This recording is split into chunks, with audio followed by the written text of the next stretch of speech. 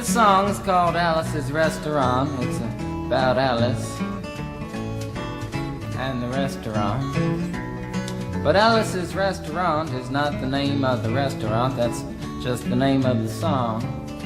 And that's why I call the song Alice's Restaurant.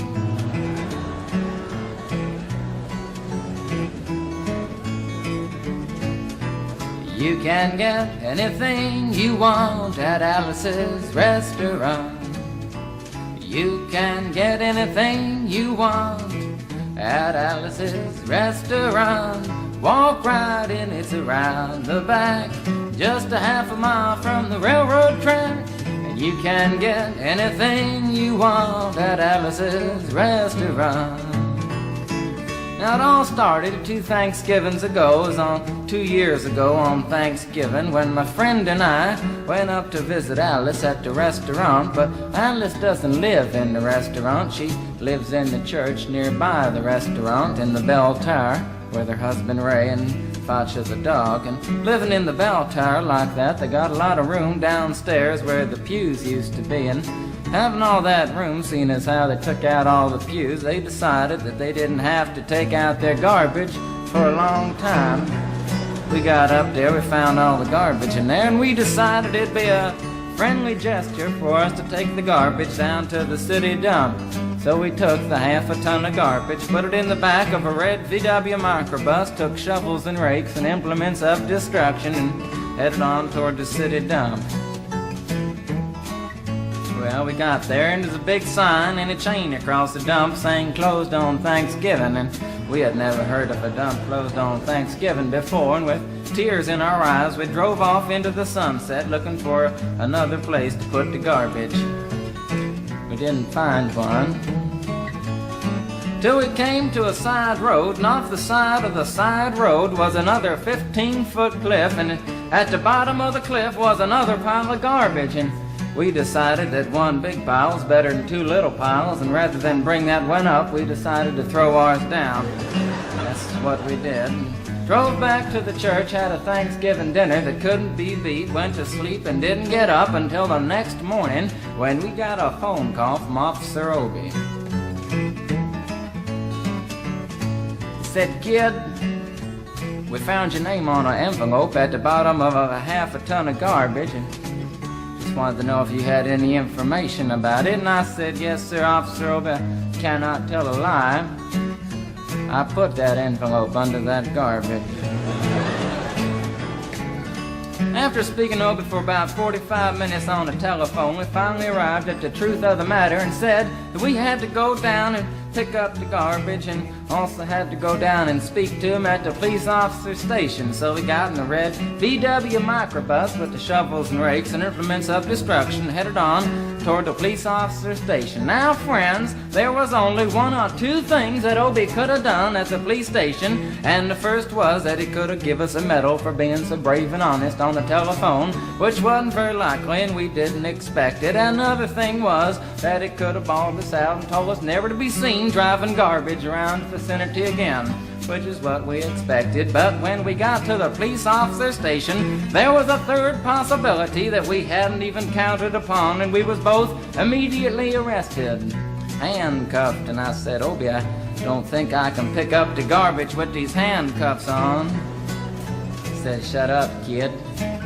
Get in the back of the patrol car," and that's what we did. Sat in the back of the patrol car and drove to the, quote, "scene of the crime," unquote.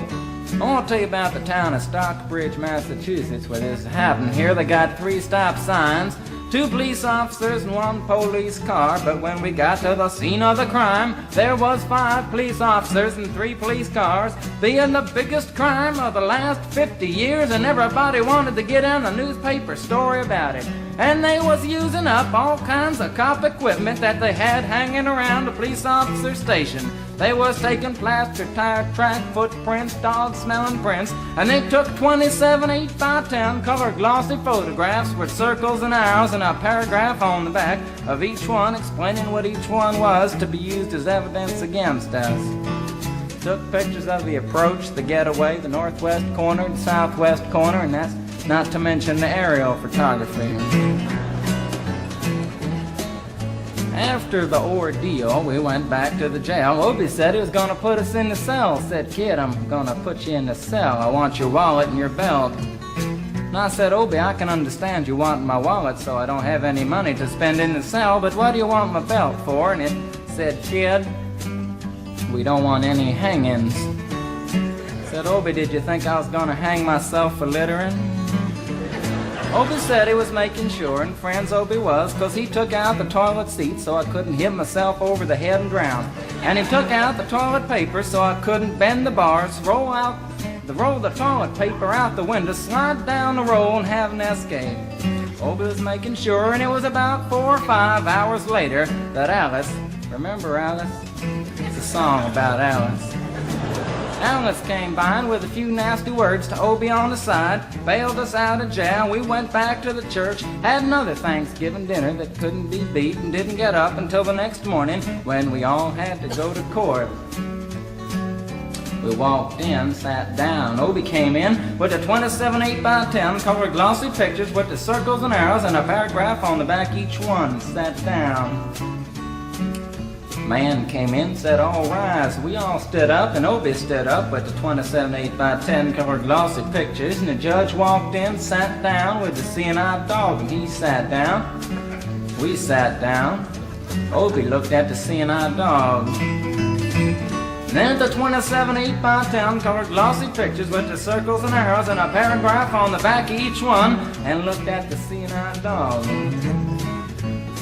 And then the 27 8x10 colored glossy pictures with the circles and arrows and a paragraph on the back of each one, and began to cry, 'cause Obie came to the realization that it was a typical case of American blind justice, and there wasn't nothing he could do about it. And the judge wasn't going to look at the 27 8x10 colored glossy pictures with the circles and arrows and a paragraph on the back of each one, explaining what each one was to be used as evidence against us. And we was fined $50 and had to pick up the garbage in the snow, but that's not what I came to tell you about. Came to talk about the draft. We got a building down New York City. It's called Whitehall Street, where you walk in and you get injected, inspected, detected, infected, neglected, and selected. I went down to get my physical examination one day, and I walked in, I sat down, got good and drunk the night before, so I looked and felt my best when I went in that morning. 'Cause I wanted to look like the all-American kid from New York City.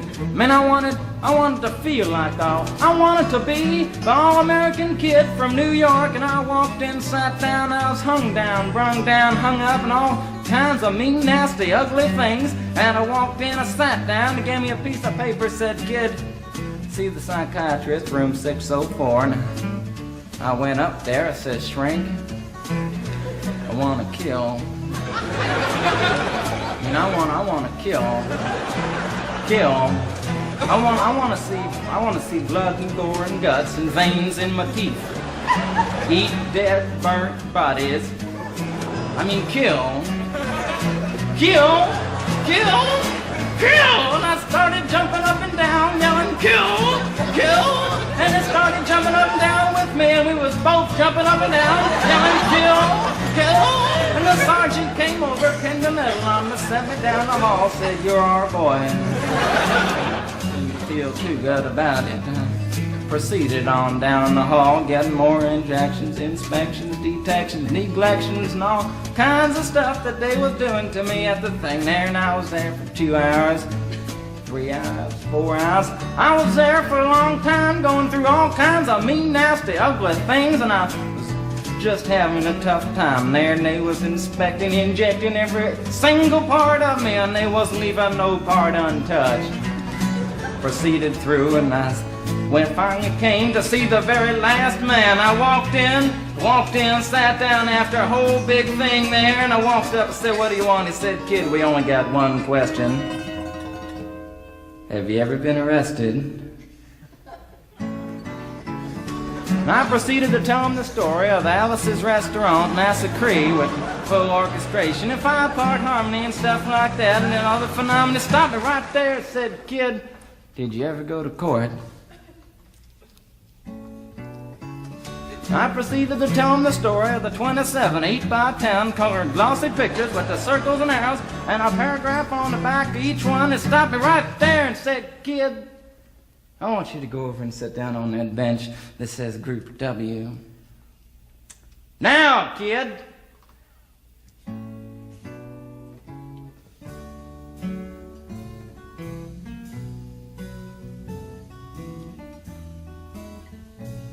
And I walked over to the bench there, and there's Group W is where they put you if you may not be moral enough to join the army after committing your special crime. And there was all kinds of mean, nasty, ugly-looking people on the bench there. There's mother rapers, father stabbers, father rapers sitting right there on the bench next to me, and it was mean and nasty and ugly and horrible and crime-fighting guys are sitting there on the bench. And the meanest, ugliest, nastiest one, the meanest father raper of them all, was coming over to me, and he was mean and ugly and nasty and horrible and all kinds of things. And he sat down next to me and said, "Kid,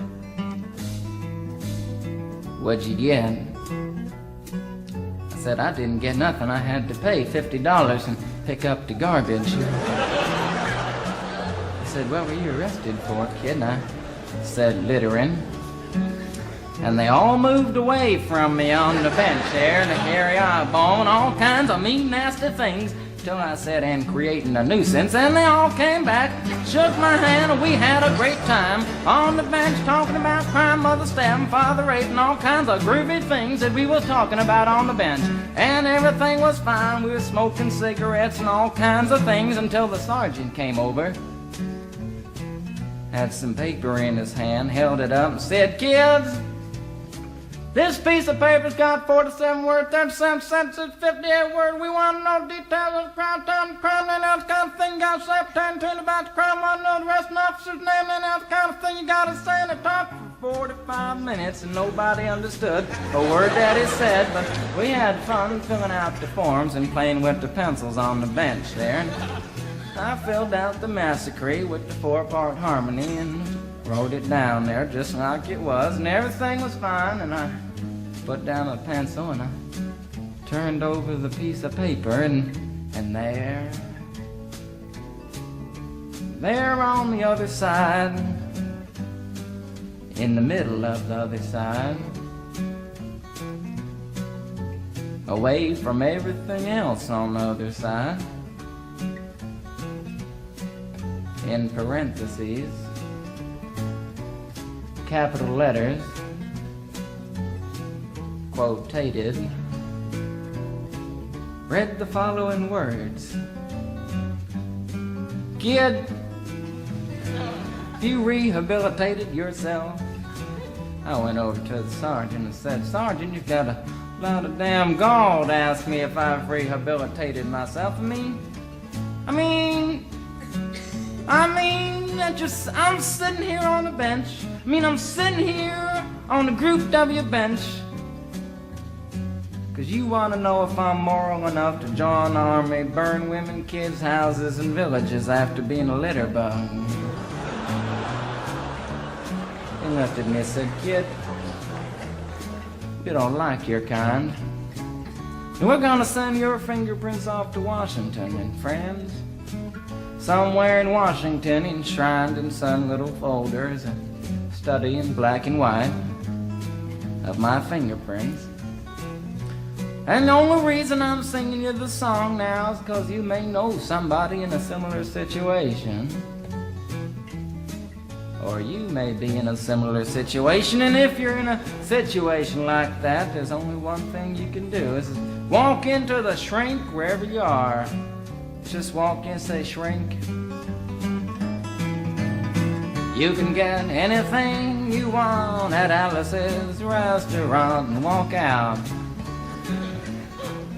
You know, if just one person does it, they may think he's really sick and they won't take him. And if two people do it in harmony, they think they're both faggots and they won't take either of them. And if 3 people do it, 3, can you imagine 3 people walking in, singing a bar, Alice's restaurant, and walking out? They may think it's an organization. And can you imagine 50 people a day? I said 50 people a day walking in, singing a bar, Alice's restaurant, and walking out. And friends, they may think it's a movement. And that's what it is. The Alice's Restaurant Anti-Massacre movement. And all you gotta do to join is to sing it the next time it comes around on the guitar. With feeling. So we'll wait till it comes around on the guitar here. Sing it when it does.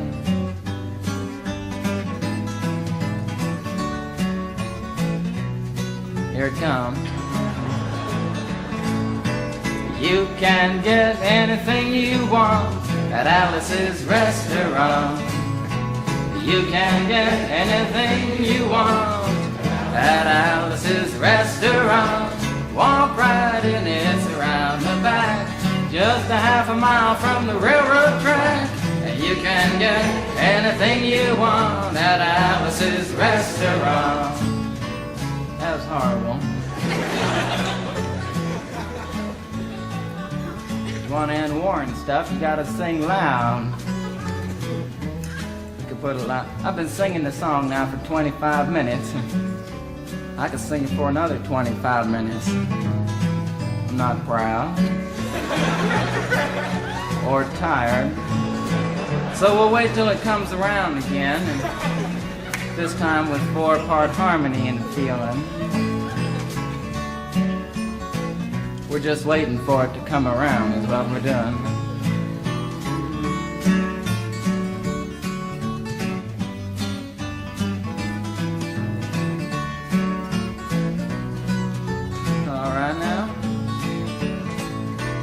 You can get anything you want at Alice's Restaurant. Excepting Alice. You can get anything you want at Alice's Restaurant. So walk right in, it's around the back, just a half a mile from the railroad track. And you can get anything you want at Alice's Restaurant. Da da da da da da da. At Alice's